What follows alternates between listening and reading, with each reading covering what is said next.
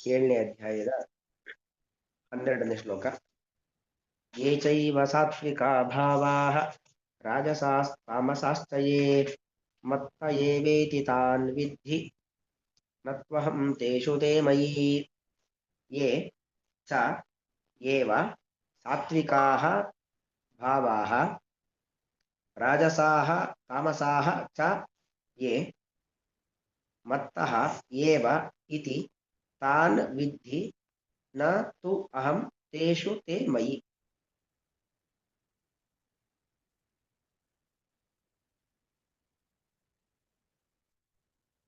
ಅಂದ್ರೆ ಧರ್ಮ ವಿರುದ್ಧೋ ಭೂತೇಶು ಕಾಮೋಸ್ಮಿ ಭರತರ್ಷಭ ಅಂತ ಹೇಳ್ದ. ಒಳ್ಳೆ ಬಯಕೆಗಳೆಲ್ಲವೂ ಕೂಡ ನನ್ನಿಂದ ಅಂತ. ಹಾಗಾದ್ರೆ ಕೆಟ್ಟ ಬಯಕೆಗಳು ಯಾರಿಂದ ಅಂದ್ರೆ ಎಲ್ಲವೂ ದೇವರಿಂದಲೇ. ಅವರವರ ಯೋಗ್ಯತೆಗೆ ಅನುಗುಣವಾಗಿ ಅವರಲ್ಲಿರ್ತಕ್ಕಂಥ ಸಾತ್ವಿಕತೆಗೆ ಅನುಗುಣವಾಗಿ ಸಾತ್ವಿಕ ಬಯಕೆಯನ್ನು ಹುಟ್ಟಿಸ್ತಾನೆ. ವ್ಯಕ್ತಿಯಲ್ಲಿ ಇರತಕ್ಕಂಥ ರಾಜಸತನಕ್ಕೆ ಅನುಗುಣವಾಗಿ ರಾಜಸ ಬಯಕೆಯನ್ನು ಹುಟ್ಟಿಸ್ತಾನೆ. ವ್ಯಕ್ತಿಗಳಲ್ಲಿ ಇರತಕ್ಕಂಥ ತಾಮಸ ಗುಣಕ್ಕೆ ಅನುಗುಣವಾಗಿ ತಾಮಸ ಬಯಕೆಯನ್ನು ಹುಟ್ಟಿಸ್ತಾನೆ. ಯಾಕಂದ್ರೆ ಇಡೀ ಜಗತ್ತು ನಿರ್ಮಾಣವಾದದ್ದು ಗುಣತ್ರಯದಿಂದ, ಸತ್ವಗುಣ, ರಜೋಗುಣ, ತಮೋಗುಣ.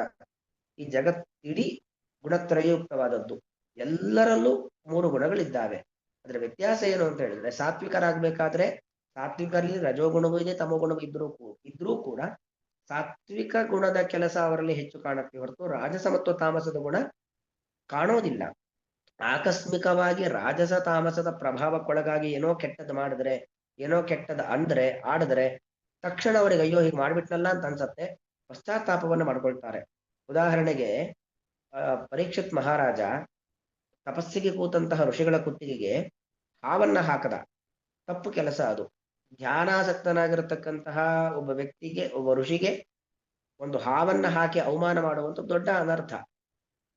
ಬೇರೆಯವನು ಅಂತ, ಬೇರೆ ರಾಜ ಅಂತ ಆಗಿದ್ರೆ ನಾನು ಮಾಡಿದ್ದೆ ಸರಿ ಅಂತ ಅವನು ಅದನ್ನೇ ಇದು ಮಾಡ್ತಾ ಇದ್ದ. ಬೇಕಾದ್ರೆ ಶಾಲಿಲ್ಲ ಅಂತ ತಲೆ ಕಡ್ದು ಬರ್ತಾ ಇದ್ದ.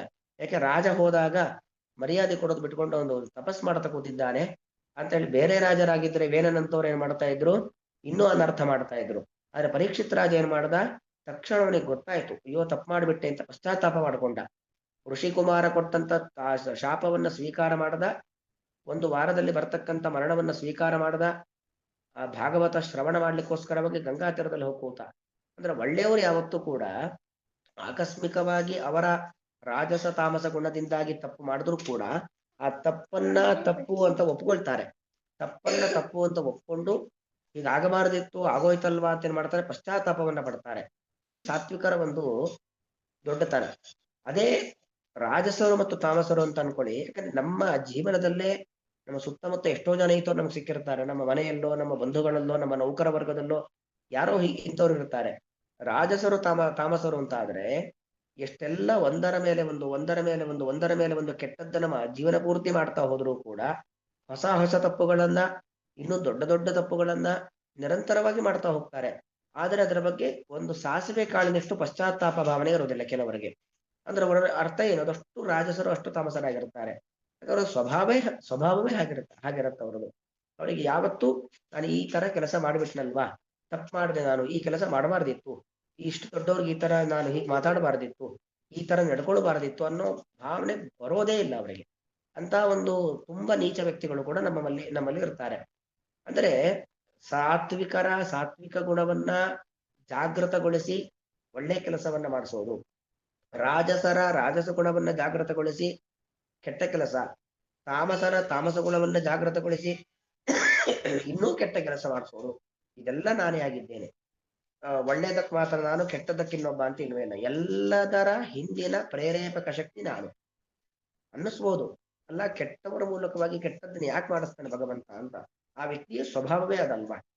ವ್ಯಕ್ತಿಯ ಸ್ವಭಾವವೇ ಅದು ಅಂತ ಆದ್ಮೇಲೆ ಹೇಗೆ ಅಪರೋಕ್ಷ ಜ್ಞಾನವನ್ನ ಪಡೆದವರು ಮುಕ್ತಿಗೆ ಹೋಗ್ಬೇಕು, ಹಾಗೆ ಅತ್ಯಂತ ನೀಚ ವ್ಯಕ್ತಿಗಳು ಅಂಧತಮಸ್ಸಿಗೆ ಹೋಗ್ಬೇಕು, ಶಿಕ್ಷೆಯನ್ನ ಅನುಭವಿಸ್ಬೇಕು. ಶಿಕ್ಷೆ ಅಂದ್ರೆ ಈ ಲೋಕದಲ್ಲಿದ್ದಾಗ್ಲೂ ಶಿಕ್ಷೆ. ಯಾವತ್ತು ನೋಡಿ ನಿರಂತರವಾಗಿ ಕೆಟ್ಟದ್ದನ್ನೇ ಮಾಡ್ತಾ ಬರ್ತಕ್ಕಂಥ ವ್ಯಕ್ತಿಗಳು ಜೀವನ ಪೂರ್ತಿ ಸುಖವಾಗಿರೋದಿಲ್ಲ, ಜೀವನ ಪೂರ್ತಿ ನೆಮ್ಮದಿಯಿಂದ ಬದುಕಕ್ಕಾಗಲ್ಲ, ಆರೋಗ್ಯವಂತರಾಗಿರ್ಲಿಕ್ಕಾಗಲ್ಲ. ಒಂದರ ಮೇಲೆ ಒಂದು ಪೆಟ್ಟು ತಿಂತಾನೆ ಇರ್ತಾರೆ. ಆದರೂ ಅವ್ರಿಗೆ ಬುದ್ಧಿ ಬರೋದಿಲ್ಲ. ಹೀಗೆ ಐಹಿಕ ಮತ್ತು ಪಾರತ್ರಿಕವಾಗಿ ಅವ್ರ ಕಷ್ಟವನ್ನು ಅನುಭವಿಸ್ಬೇಕು. ಹೀಗೆ ಒಳ್ಳೆಯವರು ಒಳ್ಳೆಯದನ್ನು ಅನುಭವಿಸ್ಬೇಕು, ಒಳ್ಳೆಯವರು ಒಳ್ಳೇದಾಗ್ಬೇಕು, ಕೆಟ್ಟವರಿಗೆ ಕೆಟ್ಟದ್ದಾಗ್ಬೇಕು. ಅದಕ್ಕೋಸ್ಕರವಾಗಿ ಭಗವಂತ ಅವರವರಲ್ಲಿ ಇರತಕ್ಕಂಥ ಸ್ವಭಾವಕ್ಕನುಗುಣವಾಗಿ ಅವರವರಲ್ಲಿರತಕ್ಕಂಥ ಗುಣಗಳು ಸತ್ವಗುಣ ರಜೋಗುಣ ತಮೋಗುಣಕ್ಕನುಗುಣವಾಗಿ ಏನ್ ಮಾಡ್ತಾರೆ, ಆ ವ್ಯಕ್ತಿಗಳ ಮೂಲಕವಾಗಿ ಈ ರೀತಿಯಾಗಿರ್ತಕ್ಕಂತಹ ಕೆಲಸಗಳನ್ನ ಭಗವಂತ ಮಾಡಿಸ್ತಾನೆ. ಏ ಸಾತ್ವಿಕಾಹ ಭಾವಾಹ, ಯಾರು ಸಾತ್ವಿಕ ಭಾವರೋ, ಸಾತ್ವಿಕ ಅಂದ್ರೆ ಸತ್ವಗುಣವನ್ನು ಹೊಂದಿರತಕ್ಕಂಥ ಭಾವಾಹ. ಭಾವಾಹ ಅಂದ್ರೆ ಭವಂತೀತಿ ಭಾವಾಹ, ಇರುವಂತ ಸಕಲ ವಸ್ತುಗಳು, ಬರೀ ಮನುಷ್ಯರು ಅಂತಲ್ಲ, ಎಲ್ಲ 84 ಲಕ್ಷ ಜೀವಿಗಳು ಸೇರ್ಕೊಂಡ್ಬಿಡತ್ತೆ. ಸತ್ವಗುಣ ಏ ಭಾವಾಹ ಸಾತ್ವಿಕಾಹ, ಅಥವಾ ಯಾವ ಯಾವ ಪದಾರ್ಥಗಳು ಸಾತ್ವಿಕಾಹ, ಸತ್ವಗುಣದ ವಿಕಾರ. ಕೆಲವುದು ಸತ್ವಗುಣವೇ ಜಾಸ್ತಿ ಇರುತ್ತೆ. ಸತ್ವಗುಣದ ವಿಕಾರದ ಬರೀ ಸತ್ವ ಅಂತ ಯಾವುದು ಇಲ್ವೇ ಇಲ್ಲ, ಸತ್ವಗುಣವೇ ಜಾಸ್ತಿ ಇರುತ್ತೆ. ಇನ್ನು ಏ ಭಾವಾಹ, ಯಾವ ಪದಾರ್ಥಗಳು ರಾಜಸಾಹ, ರಾಜಸ ಗುಣದ ವಿಕಾರಗಳು, ಅಂದ್ರೆ ರಾಜಸ ಗುಣ ಜಾಸ್ತಿ ಇರುತ್ತೆ ಅಂತ ಅರ್ಥ, ರಾಜಸದ ಪ್ರಭಾವ ಜಾಸ್ತಿ ಇರುತ್ತೆ. ಇನ್ನು ಏ ಭಾವಾಹ, ಯಾವ ಪದಾರ್ಥಗಳು ಅಥವಾ ಯಾವ ವ್ಯಕ್ತಿಗಳು ತಾಮಸಾಹ, ತಾಮಸ ಪ್ರಭಾವದ ವಿಕಾರಗಳು, ತಮೋಗುಣದ ವಿಕಾರಗಳು, ಅವೆಲ್ಲವೂ ಕೂಡ ಅವೆಲ್ಲವೂ ಕೂಡ ಮತ್ತಃ ಏವಿ, ಮತ್ತಃ ಏವ ನನ್ನಿಂದಲೇ, ಮತ್ತಃ ಏವ ನನ್ನಿಂದಲೇ, ಇತಿ ಈ ರೀತಿಯಾಗಿ ತಾನ್ ವಿದ್ಧಿ ಅವೆಲ್ಲವನ್ನು ಕೂಡ ತಿಳಿದುಕೋ, ನನ್ನಿಂದಲೇ ಇವೆಲ್ಲವೂ ಕೂಡ ಆಗಿದೆ ಎಂಬುದಾಗಿ ತಿಳಿದುಕೋ. ಆ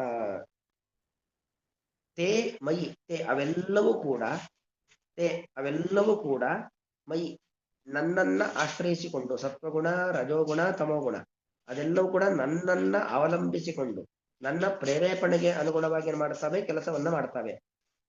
ಆ ಅಹಂ ತೇಷು ನ, ಆದ್ರೆ ನಾನು ಅವುಗಳಲ್ಲಿ ಇಲ್ಲ. ಅಥವಾ ಅಹಂ ತೇಷು ನಾನು ಅವುಗಳೆಲ್ಲ ಎಲ್ಲದಲ್ಲೂ ಇದ್ದೇನೆ. ತೇ ಮೈನ, ಅವು ಯಾವುದೂ ಕೂಡ ಮೈ ನನ್ನಲ್ಲಿಲ್ಲ. ನೋಡಿ, ತೇಷು ಅಹಂ ಅವೆಲ್ಲದಲ್ಲೂ ನಾನಿದ್ದೇನೆ. ಸತ್ವಗುಣದಲ್ಲಿ ನಾನಿದ್ದೇನೆ, ಸತ್ವಗುಣವಾದ ಯುಕ್ತವಾದ ವ್ಯಕ್ತಿಗಳಲ್ಲಿ ನಾನಿದ್ದೇನೆ. ರಜೋಗುಣದಲ್ಲಿ ನಾನಿದ್ದೇನೆ, ರಜೋಗುಣ ಇರತಕ್ಕಂಥ ವ್ಯಕ್ತಿಗಳಲ್ಲಿ ನಾನಿದ್ದೇನೆ. ತಮೋ ಗುಣದಲ್ಲಿ ನಾನಿದ್ದೇನೆ, ತಮೋ ಗುಣ ಇರತಕ್ಕಂಥ ವ್ಯಕ್ತಿಗಳಲ್ಲಿ ನಾನಿದ್ದೇನೆ. ಆದರೆ ತೇ ಮೈನ ಅದ್ಯಾವುದೂ ಕೂಡ, ತೇ ಅವೆಲ್ಲವೂ ಕೂಡ ನನ್ನಲ್ಲಿಲ್ಲ. ಭಗವಂತ ಸತ್ವಗುಣ ರಜೋಗುಣ ತಮೋಗುಣದ ಪ್ರೇರೇಪಕ ಶಕ್ತಿ, ಅದರ ಕಾರ್ಯವನ್ನ ಮಾಡುವಂತೆ ಮಾಡೋನು ಭಗವಂತ. ಆದರೆ ಭಗವಂತನಲ್ಲಿ ಯಾವ ಗುಣಗಳು ಇಲ್ಲ. ಭಗವಂತ ಗುಣಾತೀತ, ಅವನಲ್ಲಿ ಈ ಪ್ರಾಕೃತವಾದಂತಹ ಸತ್ವಗುಣವೂ ಇಲ್ಲ, ರಜೋಗುಣವೂ ಇಲ್ಲ, ತಮೋಗುಣವೂ ಇಲ್ಲ. ಅದಕ್ಕೋಸ್ಕರ ಶ್ರುತಿ ಹೇಳುವಂಥದ್ದು ಭಗವಂತನ ನಿರ್ಗುಣ ಅಂತ. ನಿರ್ಗುಣ ಅಂದ್ರೆ ಏನು? ಗುಣವೇ ಇಲ್ಲ ಅಂತಲ್ಲ, ಭಗವಂತನಲ್ಲಿ ಅನಂತ ಕಲ್ಯಾಣ ಗುಣಗಳಿದ್ದಾವೆ. ಆದರೆ ಪ್ರಾಕೃತವಾಗಿರತಕ್ಕಂತಹ ಗುಣಗಳು ಅದು ಭಗವಂತನಲ್ಲಿ ಇಲ್ಲ. ಪ್ರಾಕೃತವಾದ ಗುಣಗಳು ಯಾವುದು ಕೂಡ ಭಗವಂತನಲ್ಲಿ ಇಲ್ಲ. ಹೀಗೆ ಎಲ್ಲ ಗುಣಗಳ ಪ್ರೇರೇಪಕ ಶಕ್ತಿ ನಾನಾಗಿದ್ದೇನೆ. ಒಳ್ಳೆಯದನ್ನು ಮಾತ್ರ ತನ್ನಲ್ಲಿ ಕಿರೀಟ ಇಟ್ಟುಕೊಂಡು ಕೆಟ್ಟದ್ದು ನಂದಲ್ಲ ಅಂತ ಮತ್ತೊಬ್ಬರ ಮೇಲೆ ಆ ಹಚ್ಚುವಂತ ಕೆಲಸ ಅದು ದೇವರದಲ್ಲ. ಆ ಯೇ ಯೇ ಚೈವ ಸಾತ್ವಿಕಾ ಭಾವಾಃ ರಾಜಸಾಸ್ತಾಮಸಾಸ್ತಯೇ ಮತ್ತ ಏವೇತಿ ತಾನ್ ವಿದ್ಧಿ ನತ್ವಹಂ ತೇಷು ತೇ ಮಯಿ. ಶ್ರೀಕೃಷ್ಣಾರ್ಪಣಮಸ್ತು.